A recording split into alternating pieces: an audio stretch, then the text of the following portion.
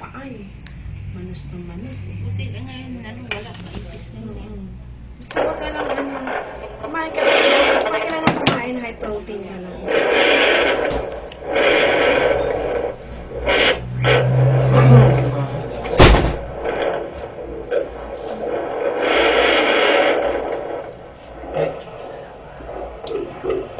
Oh, bilis.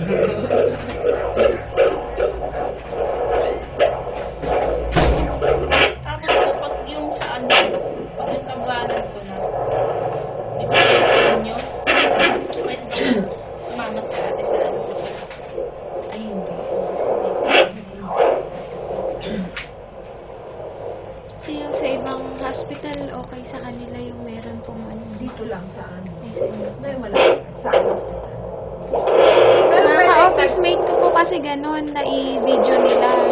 hindi, pwede Parang- mong pwede kang mag-video at saka mag-camera. Apo, Pero ang kumukuha yung nurse. yung nurse.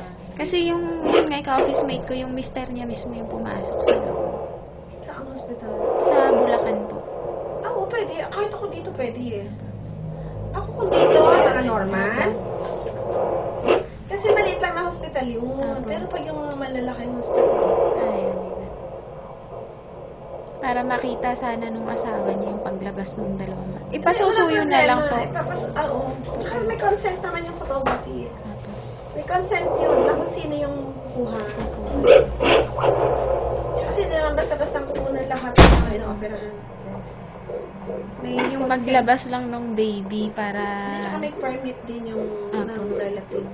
yung kukunan. Kasi minsan wala silang camera. Dala. Ako yung camera ko. Gagamitin. Kinukuha nila doon. Apo. Kokopyahin na lang nila. Minsan pinapakita ko bakit masiis. Yung itsura ng ano. Yung asawa niya hindi uuwi. Pag binyagan na lang daw. Kasi makakauwi. Namimili po sila kung binyag o sa panganganak. Pag umuwi ka ng nanganak, hindi ka uuwi sa binyag kasi magastos na. Sabi niya sa Binyag binyag. na lang. So, huwag kang manganak ng premature para hindi mahal.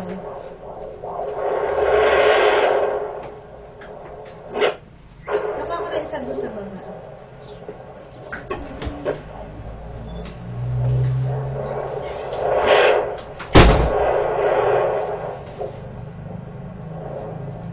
Pag nanonood nga kami po ng yung movie sa gabi, yung magaganda yung scene, ang lilikot nila talagang makikita mo maalog yung tiyan niya. Pero may nakitang girl. Ano ba? Ito. May boy, may girl. Sabi mo, di ba yung parang female. Magulat na lang tayo pagka kung Ako kasi nung asa pa rin. buntis ako, iaikit na